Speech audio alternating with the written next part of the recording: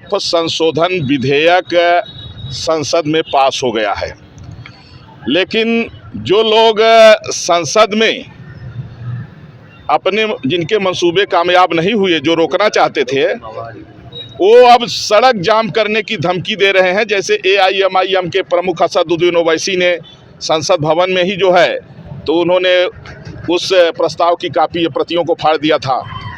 यह संविधान पर जो है कुठाराघात है।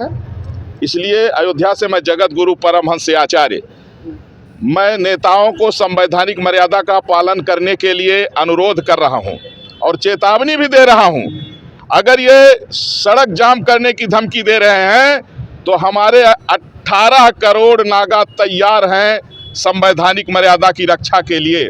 इसीलिए मैं कह रहा हूं कि संवैधानिक मर्यादा का पालन करिए। अगर आप संसद में नहीं रोक पाए तो सड़क जाम करने की अगर धमकी दे रहे हो तो फिर लोकतंत्र का मतलब क्या रहा, फिर संविधान का मतलब क्या रहा, फिर कानून का मतलब क्या रहा, फिर तो लोग चुनाव कराने की जरूरत क्या है अगर गुंडागर्दी से ही जो है आपको सब कुछ कर लेना है। इसलिए ये गुंडागर्दी की भाषा है, ये संवैधानिक मर्यादा का उल्लंघन करने वाली जो भाषाएं हैं, ये नेताओं को आज मैं सुझाव दे रहा हूं, निवेदन भी कर रहा हूं और चेतावनी भी दे रहा हूं। जो भाषा समझना चाहे समझ जाए, नहीं तो हम देश के कानून के रखवाले हम लोग हैं, हम लोग संविधान के प्रहरी हैं।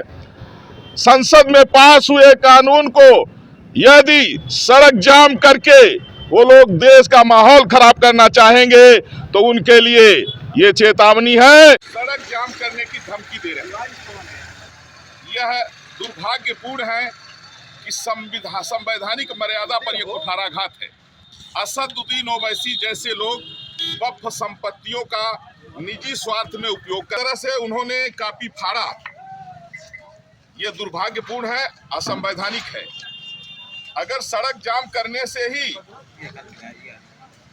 कानून बन जाए, सड़क जाम करने से ही लोग जो है तो सांसद विधायक मंत्री बन जाए, तो फिर लोकतंत्र का मतलब क्या रहा, इस संविधान का मतलब क्या रहा। ये तो